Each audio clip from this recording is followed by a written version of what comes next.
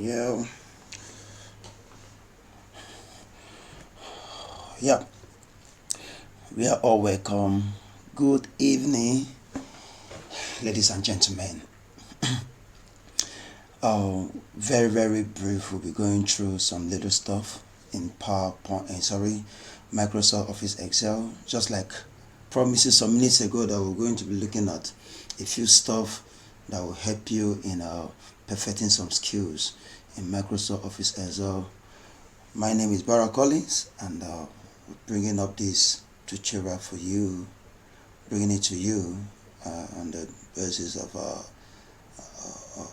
need to see that you are ICT inclined, you know. So we're going straight. This is from where we are just picking it up from where we stopped in our Excel part 3. So if you've not taken a close look at that, just go back. It's right there in our page or in our YouTube channel, the same name, Barrah ICTech Resources, and get a clue of what we are talking about, and so that you be in the same, lane with us, even as we continue with this tutorial. Now, just like I tell you, just like I told you earlier on, this we're working on sheet 3, name adjust 3, and we have some data here already. We taught you how to get the total and the average, and we'll be taking a new turn from a different turn from what we've been doing, and I want to introduce a function. Excel deals with functions. You calculate using functions, and we've done some total summation functions. We've looked at that's the summation function. We looked at also the average, and we'll be going straight to look at something different today also, and that will be what I call if. It's a conditional statement called if, and just like if is conditional, because if you come to my house, I'm gonna give you 500,000 naira. Oh, that means if you don't come, nothing for you. So we're going to build up a list. Let's say, for instance, you are from a school, or just permit me to type here. You are from a school, let's say Bristol, WM Bristol Secondary School.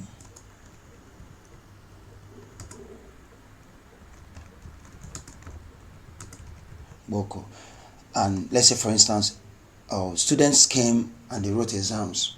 Yeah, they wrote exams, and in those exams, a lot of scores were generated. Let's take here to be name of students.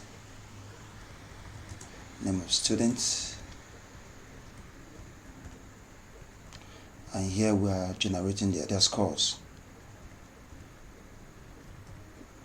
And their scores. Now this is student A.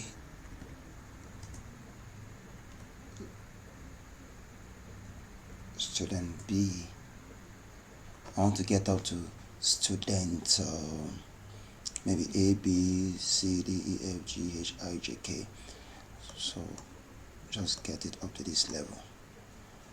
Okay, then we'll have our student C, student D, student E. Okay, let's just get rid of all this stuff and then work with these values. We have student A, B, C, D, and E. Now, these are their scores from 0 to 100.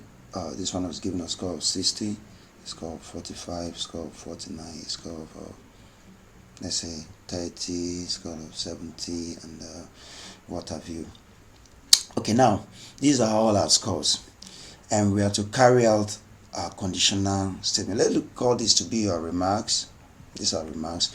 Now these remarks we are going to return if a particular student failed that very exams or passed.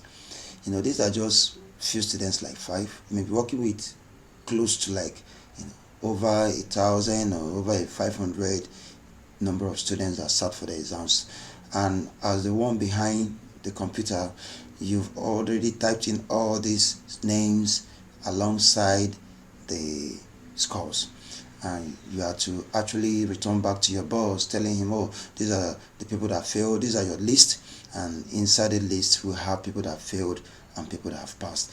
So to carry out these very tests and to return those two values for people that failed and people that passed, we are going to just carry out the if function. The if function. Are we together? And this class is aired live on our Facebook page and later will be made available on our YouTube page also. So wherever your hands can lay on, you can just go on and watch the tutorial totally free. Now, so if statement, just like I told you earlier on, every calculation you do, you carry out on your in Excel, must begin with equal sign. Yeah, telling them, yeah, you're trying to calculate something, and we're going to write the if. You see, for every function you type, if they are, these things are built into Excel, so you don't just go and manufacture yours, they have been built in there. So the right function is written if, and that's what we are using. If you're going to write your own, Excel will not know what you're talking about. We wouldn't know what you're talking about. So your if followed by your open parenthesis. Now looking at here, you see these are the centers, these are the components of this if statement, and the first one that have been bolded is asking for your logical test. Are we following? The next group of component is called value if true, and the next one is value if false. Are we together? Now my logical test, I'm carrying out this logical test on this very cell. You know what I told you about this cell? This is cell C11. Now we are telling Excel that if this cell C11 is greater or equals to a particular value, because you've written a test and it's a management, you have actually come up with a position that, if the candidate score from so value to so value, they are going to fail, and if they score from such a particular value to another value, they are going to pass. Do you understand? So I'm going to set up my own value. You could set your own when you are doing your practice. Now I'm taking it that from 0 to 49, the candidate actually failed that test, failed the exam. And for every candidate that scored from 50 and above, that student, their candidate actually passed, failed and passed. So we are returning this value. We are going to run a test, a logical test on this C11. So what are we going to return? We are going to tell you that if C11 is greater, this is your greater, mind you, in your keyboard, greater or equal to 50. I hope you understand what the logical test I've just put in. That means if that value written in C11 is greater or equals to 50, meaning from 50 and above. Now, after this logical test, proceed the comma. Now, when you type comma, you see the bolding component goes to value if true. So you are telling the computer what will be the value if the student, if the value on C11 passes that test. Value if true, if he passes that test, what's the value if true? Passing the test in the sense that the value is more than or equal to 50.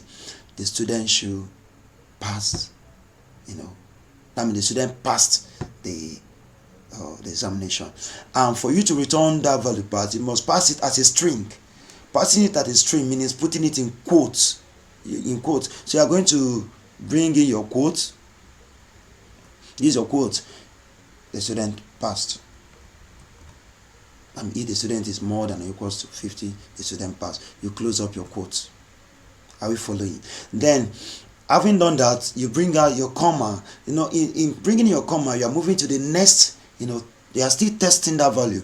They say if the value is false, that's value if false, as written here. Value if false, that means that student failed.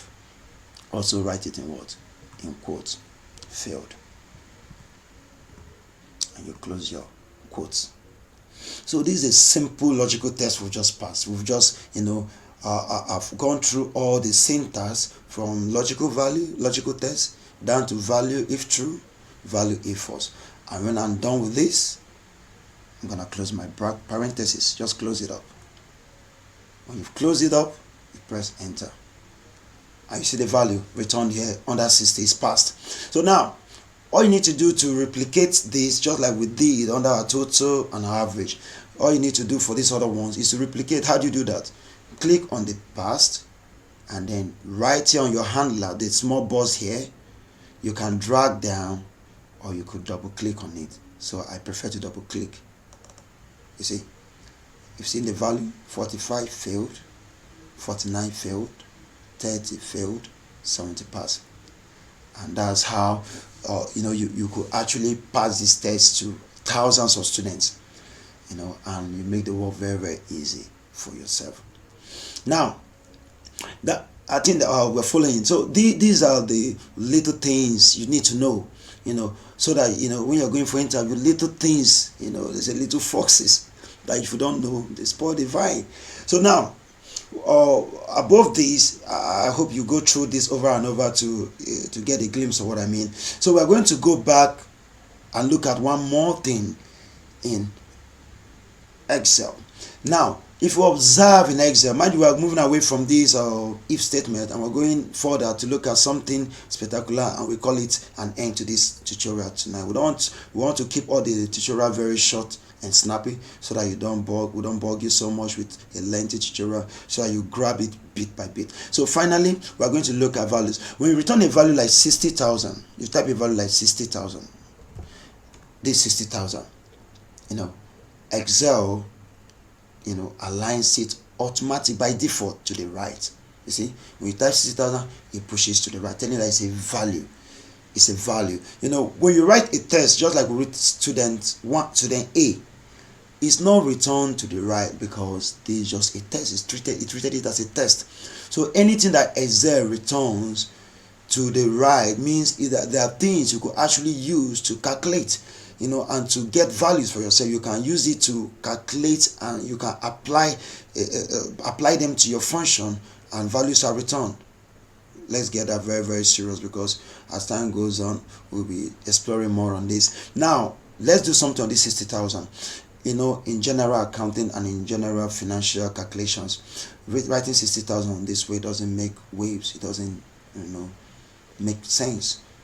You have it written. You should have it written at 60, 0.000. That's kobo. Like in Nigeria here, it could be 60,000 naira, then 0 kobo. And to have that done, we have to click on 60,000. Go up there under your home, under this number here, is where it's written comma style here. Just click there once. This is what happens. 60,000 point 60 comma 00.00. So finally, since I'll be working, let's say this very column D, since I'll be working with a lot of values, that have some amount stated, I will have to highlight everything, maybe to this value. Let's say I'm typing up to this value. I'll highlight up to this value, and then go there and click the comma and leave it. So when I come back to return a value and I type 50 or 50,000 and I press enter, so what happened? Automatically Excel formats it. When you type 600, you see it formats it. When you type 15,000 or 15 million, is that 15 million? Yeah, it returns the value.